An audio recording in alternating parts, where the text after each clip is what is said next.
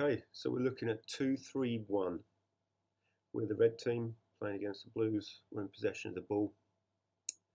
And we'll start with playing out the back.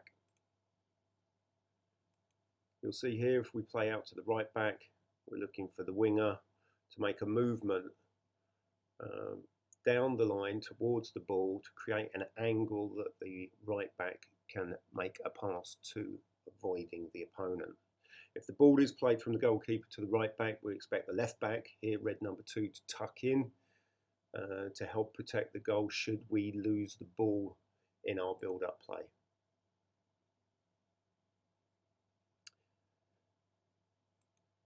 Part of the importance of the wingers is obviously to create width in attack, and they need to work the line up and down the line right the way on the outside of the pitch to make the pitch as big as possible. And they go all the way up and all the way back.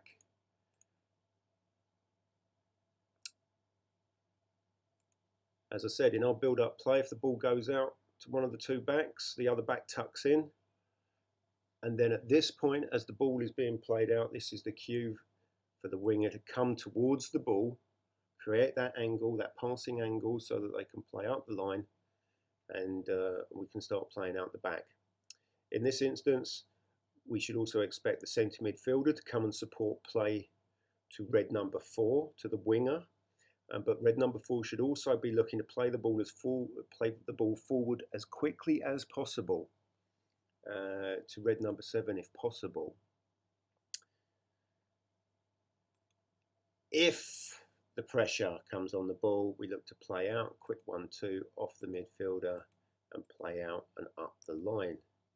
And we all move forward together. At the back, we always go 1-1. So we're like a front 4 and a back 2 and a goalkeeper.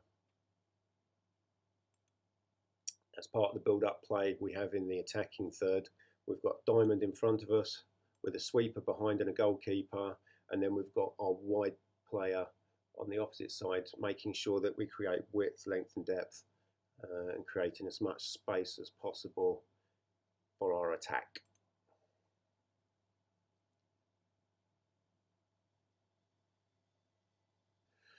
So, little bullet points. We always look to play out the back, keep possession. Keeping possession is absolute priority. 7 aside, the games are not long. You can't lose if you keep the ball. Okay. We always want to make the pitch big, so we make sure that the striker goes up as far as possible, and like I mentioned before, the wingers as wide as possible.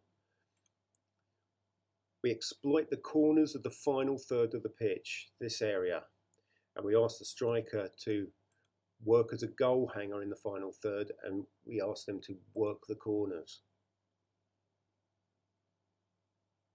The wingers play on the sidelines again, creating as much width and as much space for us to play through as possible. Real danger areas are between the goal and the corner flag. Okay, right on that goal line, as far forward up the pitch as possible, is a position that if we can play the ball to our striker from that position, we can pass to any of our players coming forward towards the opponent's goal with them facing the opponent's goal. It's an incredibly dangerous position and a very lucrative position for us to play from.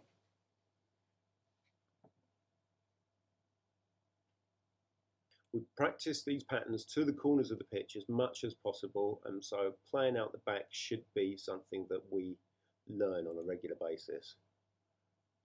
Short, short, long, down the length of the pitch, into the corner, and immediately we're where we want to be. And we then practice our patterns out of the corner. The centre midfielder in our 2-3-1 formation now takes up a very central forward position, almost like the forward, but they are key point to play from. And we are now in a position that we are expecting and that we can practice from.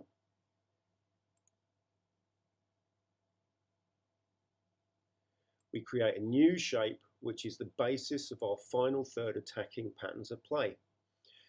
And we've been practicing these patterns of play in very simple warm-up drills and on the pitch. And then we can start to see those patterns of play.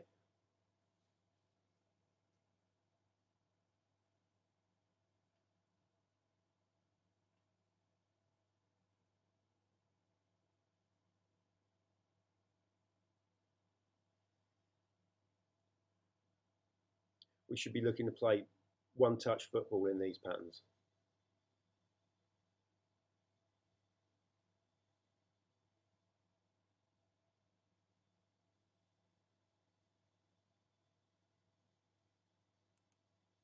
You'll notice that that red number 4, as soon as that ball starts going into the box, they start stepping inside into the middle of the pitch so that they can help prevent counter-attack, again, if we lose the ball.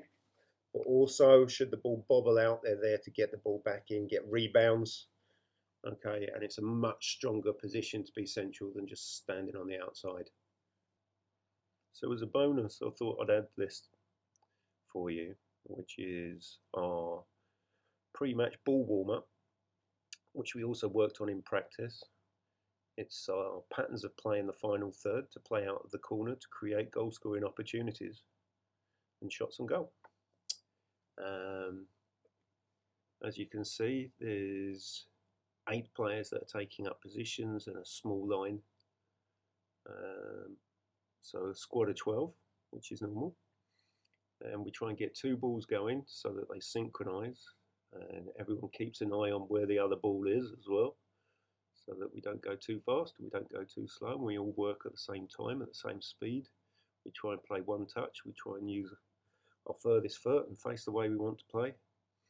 And we're always thinking one step ahead. Where are we moving to next? Who's getting the ball next? Where's the ball coming from? What am I doing next? And generally making sure that we're engaged, ready to play. So I thought you'd like that.